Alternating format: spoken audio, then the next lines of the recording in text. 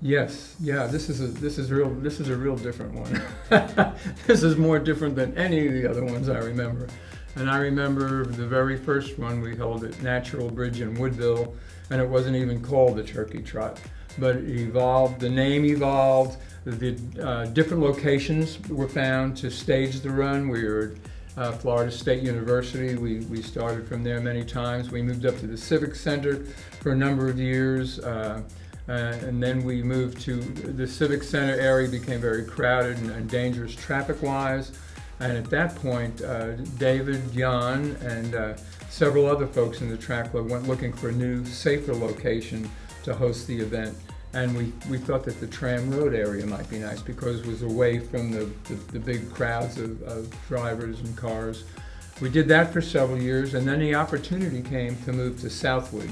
And this really, I have to give David, all the credit for. He met with folks and they worked things out. And when the race moved to Southwood, it entered an entirely different phase. And that's the Turkey Trot that most people in town know of now.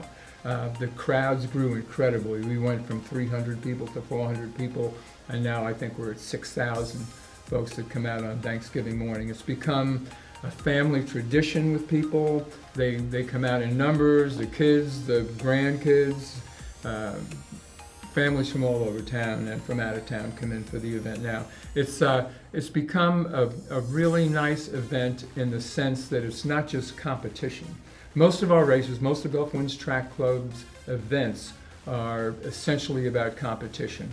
We love the healthy lifestyle, of course, but it's fun to run against people and try to beat them. So that's a big part of what we are. But on Thanksgiving, even though there's that definite aspect of competition going on, there is also a holiday spirit. I think people come out and they spend more time talking with their friends and meeting people than they do warming up and thinking about the results of the race. Don't get me wrong, people still work hard out there on the course, but I think there's a very different spirit on Thanksgiving morning, and it has a lot to do with how blessed we realize we all are to live in this community and to have groups of friends and relatives that we can celebrate the holidays with.